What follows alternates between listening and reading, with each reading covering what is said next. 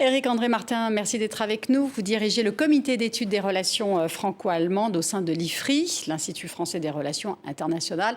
Ce coup de froid, il est passager ou bien c'est le révélateur de fragilité plus ancienne du tandem ?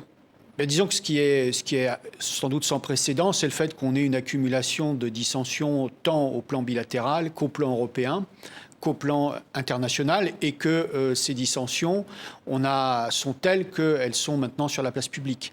Jusqu'à présent, on avait tendance à la fois limiter leur importance et tenter de régler les choses entre soi. Là, c'est public, c'est notoire, et surtout, ça a été affiché lors du Conseil européen, comme votre sujet le rappelait. Et c'est ça qui est aujourd'hui nouveau. Alors, on peut espérer, si on est optimiste, et pour répondre à votre question, que le fait d'avoir mis les choses sur la table permettra une prise de conscience, un sursaut, et qu'on arrivera à surmonter cela. Et notamment, on le verra lors du prochain Conseil des ministres franco-allemands, qui devrait se tenir au mois de janvier prochain. C'est pour ça qu'Emmanuel Macron envoie Elisabeth Borne en Allemagne pour discuter avec Olaf Scholz. C'est parce que les deux hommes n'arrivent plus à se comprendre ou à se parler ? Disons qu'il y a déjà une justification, je dirais, fonctionnelle, dans la mesure où on veut relancer un agenda franco-allemand ambitieux, substantiel. Mais est-ce qu'il existe encore cet agenda franco-allemand ? Quand on voit l'Allemagne, Berlin, on ne peut pas le nier, qui avance ses pions un peu seul. Il est mis à mal, ça c'est sûr. Vous l'avez rappelé à travers les questions sur l'énergie, les questions sur les programmes d'armement. Mais est-ce que la question qui est posée, c'est peut-on se permettre de s'écarter l'un de l'autre à un moment où l'Europe est quand même soumise à une forte pression en raison de la guerre en Ukraine et où elle a besoin de faire preuve de cohésion, en tout cas de l'afficher vis-à-vis de ses partenaires, déjà les États membres, ses partenaires étrangers, et vis-à-vis de ses adversaires. Et c'est la question qui est posée. Et donc là, l'idée, c'est que, ayant pris la mesure de cette vacuité, en tout cas de cette difficulté à travailler ensemble sur des sujets de substance, il a fallu reposer les choses à plat. Et le fait d'envoyer la Première ministre à Berlin, c'est une façon de regarder comment on peut reposer un agenda ambitieux au niveau de l'ensemble des ministères et être en mesure de répondre aux enjeux qui se posent à nous dans les différents domaines, que ce soit depuis l'énergie, la défense ou le bilatéral. La presse allemande est aussi très critique vis-à-vis d'Olaf Scholz. Est-ce que cette presse allemande, elle a plus de liberté à critiquer les choix de l'Allemagne que nous sommes capables de le faire en France ? Disons que je l'analyserais comme la conséquence du fait que M. Scholz a aussi bousculé ses partenaires de coalition et de ce fait a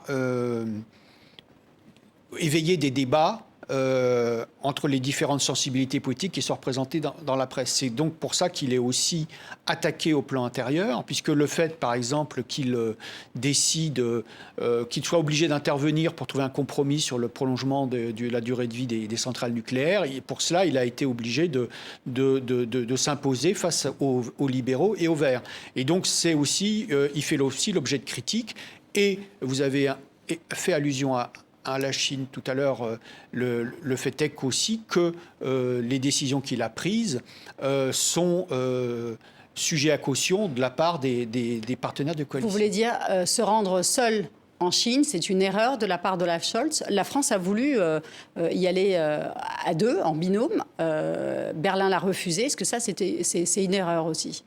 Disons que c'est aussi un nouveau sujet d'irritation à Paris, dans la mesure où on essaye de mesurer l'implication européenne du chancelier dans son action.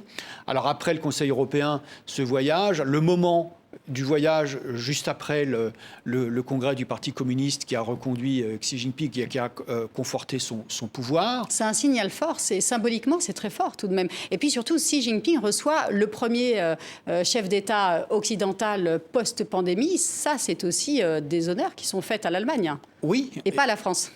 Ah oui, justement, oui. Alors c'est aussi un sujet d'irritation à Paris. Et alors c'est aussi un sujet qui a été relevé dans la presse allemande, dans la mesure où c'est un sujet qui est fortement commenté. et où on relève le fait que, d'une part, effectivement, si le chancelier a voulu être le premier leader européen d'importance à se rendre à Pékin, à être reçu par Xi Jinping. D'autre part, il s'y rend avec une délégation d'hommes d'affaires qui réalisent des projets d'investissement importants en Chine.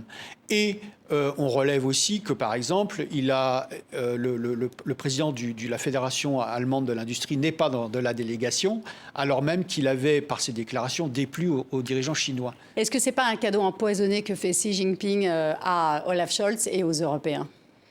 Ça pourrait être. Est-ce que ce n'est pas une façon aussi de maîtriser ces dissensions et donc d'en tirer avantage? Oui, vous avez raison, dans la mesure où les Chinois sont quand même assez maîtres dans l'art des rapports de force et de leur gestion. Et donc, ils ont bien vu que de ce voyage et des conditions dans lesquelles il s'effectuait, il y avait potentiellement des leviers à tirer pour instrumentaliser d'un côté les Allemands et d'autre côté diviser les Européens.